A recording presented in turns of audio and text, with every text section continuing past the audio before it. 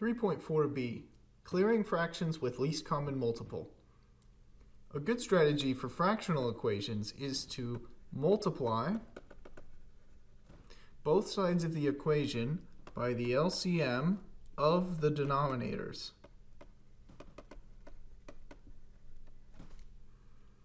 As you saw before in a previous video, dealing with fractions can kind of be a pain. So why don't we turn our equation with fractions in it into an equation without any fractions, just whole numbers as the coefficients and things adding. So the way we do this is we first find the LCM of the denominators. So let's work on our first example. Solve 1/2 x plus 3/4 equals 9/3 for x. So we first find the LCM of the denominators. LCM of 2, 4, and 3.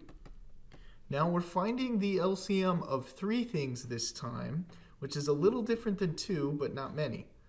All we have to do is use the highest power of each unique factor of all 3 numbers after we break them into their prime factorizations.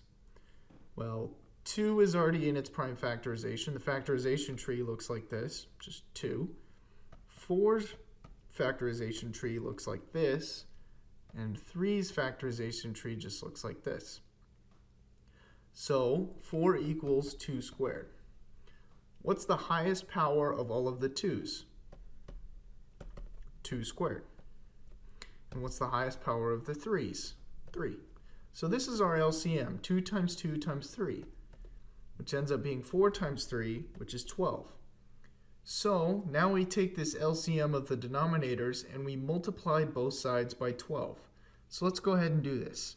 We multiply the quantity by 12 and we multiply this by 12. It's very important to multiply whole sides if we're going to use the multiplication principle. We have to multiply the whole left side. So doing this, 12 times 1/2 x. This becomes 12 over 2x. Plus 12 times 3 is 36 over 4 equals 9 times 12 is 9. If I write this out, 12 times 9, 18, 108. This is 108 over 3. So now, if I simplify these fractions, this becomes 6x. 12 divided by 2 is 6. Plus 9. 36 divided by 4 is 9. While 108 is 36. So 6x plus 9 equals 36. Now this equation, which is equivalent to the other one because all we've done is multiply by the same thing on both sides, is much easier to solve. So let's subtract 9 from each side. And we get that 6x ends up equaling 27. Divide by 6 on both sides, and we get that x equals 27 over 6. And if we divide top and bottom by 3, we can reduce this so that x equals 9 over 2. And that's the solution to our equation.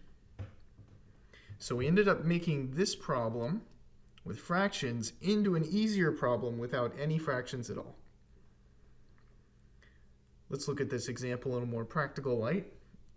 After looking, you determine that a car contains 1 3 quarts of oil, but needs to be filled to 3 3/4 quarts. How many half-quart containers of oil will this take? So this problem is a little more complicated now because we're working in half-quart containers. So we have 1 2/3 quarts, and we want to add a number, so x, of 1/2 quart containers. So we're looking for x, and we have to add in half-quart increments. We want this total to be 3 3/4 quarts. So the first thing we want to do is change all of these mixed numbers into fractions, because mixed numbers are kind of hard to work with, in operations. So we multiply the 3 by the 1 and add it to 2. This becomes 5 over 3 plus 1/2 x, keep that the same, plus 3 times 4 is 12, plus 3 is 15 over 4. So now we have this fractional equation.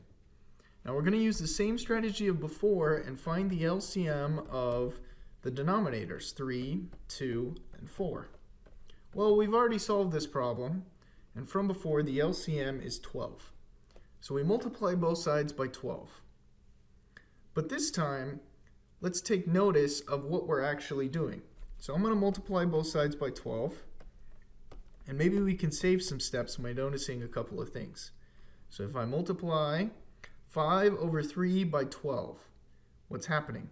Well, 12 actually equals 3 times 2 squared, as we determined above, right here, 2 squared times 3. So the 3 in the denominator here is going to cancel with the 3 in the 12. It's going to cancel with this 3, and we're going to be left with 2 squared multiplying the 5. Well, that's just 4 times 5, which is 20. So we've saved some steps. Plus 12 over 2x. Well, we cancel one of the 2's, and 3 times 2 is 6, which is left over, so this is just 6x. And on this side, 12 equals 3 times 2 squared. Well, the 4 and the 2 squared cancel, and we're left with a multiplying by 3, and 15 times 3 is 45. So now we have a whole number equation that we can solve. So you can either do it this way, canceling before you multiply, so finding out which factors cancel inside the 12 like I did just here, or you can use the previous method in which I multiplied all of the numerators out, I multiplied it straight out and then reduced. So it's up to you. There are 2 ways to do that. But now I'm at the part where all I have to do is solve this normally before, like with the principles. So now I subtract by 20 on both sides. And this 20 cancels with this 20, and I'm left with a 6x. 45 minus 20 is going to be 25. So that x ends up equaling, if I divide by 6 on both sides, x equals 25 over 6. Well, if I turn this into a mixed number, all I needed to do is divide.